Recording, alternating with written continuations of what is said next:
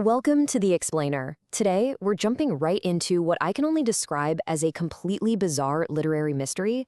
Just imagine finding two official, ancient, historical biographies of the exact same famous king.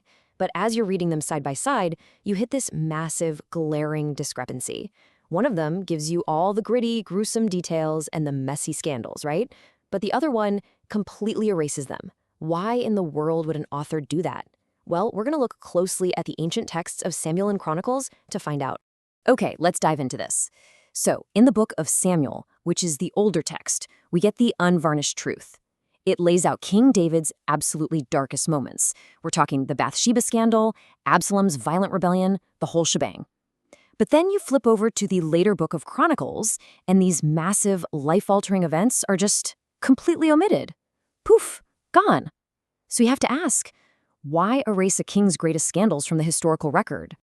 Well, the answer lies entirely in the audience. You see, the author of Chronicles wasn't trying to pull a fast one or rewrite history. Those older stories, they were already incredibly well known to everyone. Instead, this later author was writing for a very specific, deeply traumatized audience, an audience who needed a completely different kind of message just to survive. Let's break down the historical timeline for some context. Era 1 is the Golden Age, think massive wealth and power under David and Solomon. But then it all collapses into Era 2, which brings the tragic fall and the brutal, devastating Babylonian exile. Just decades of absolute despair. So by the time we finally reach Era 3, the people are returning, but they're returning to a totally ruined Jerusalem. The original readers of Chronicles were literally returning refugees standing in the rubble of their destroyed homes. They were desperate for hope, not a depressing list of their ancestors' worst moral failures. Section 1, The Evidence. A tale of two texts.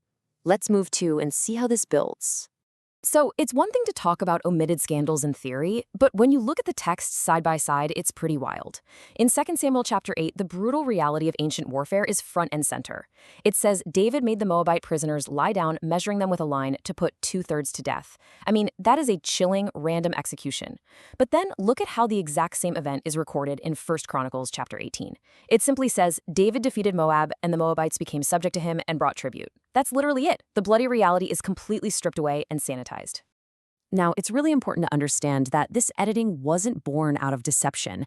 It was actually an act of love. Think about it. We all have that one crazy uncle we conveniently leave out of the annual family newsletter, right? Now, imagine trying to encourage a devastated friend who has just lost everything.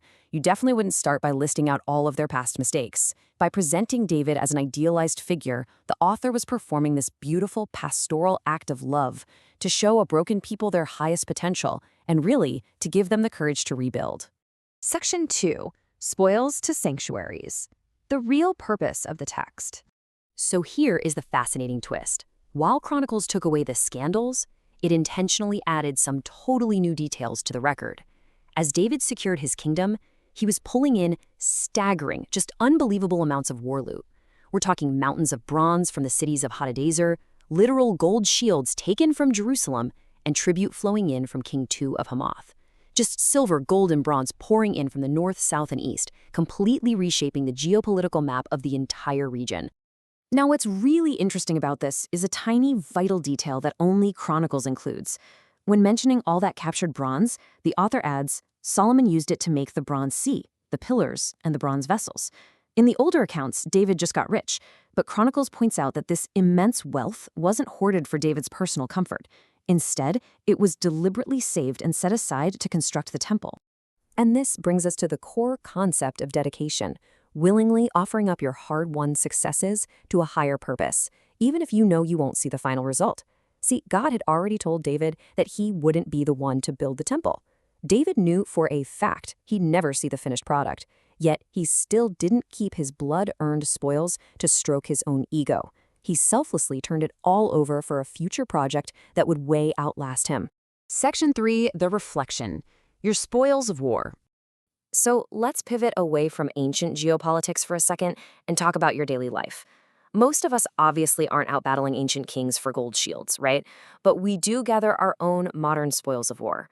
Maybe it's an unexpected financial bonus, a struggling business that's finally taking off, a major promotion at work, or even a child's academic success. When those spoils roll in, What is your immediate gut reaction? Do you think of a higher purpose, or do you instantly default to padding your own security? It's a really tough question, isn't it? Our baseline human instinct, our capitalistic instinct really, is to immediately use our wins to build our own wealth and upgrade our personal comfort. But the Chronicles blueprint offers a radical alternative. Dedicate our successes to build a higher purpose.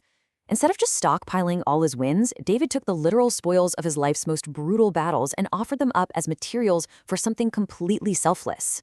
And this brilliantly illustrates a much broader spiritual point echoed centuries later by Jesus in the Gospel of Matthew. Lay up for yourselves treasures in heaven. The author of Chronicles is basically showing us David literally doing exactly this. By refusing to hoard his earthly treasures, David took temporary worldly metals and transformed them into an eternal legacy.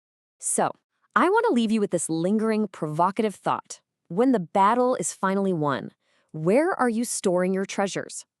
Whether you are rebuilding from a tough season of exile or you're gathering the spoils of fresh victories, keep this blueprint in mind. Your greatest successes don't just have to sit in a bank account. They can be the exact materials used to build something far more glorious and lasting than yourself. Thanks for joining me, and I'll see you on the next Explainer.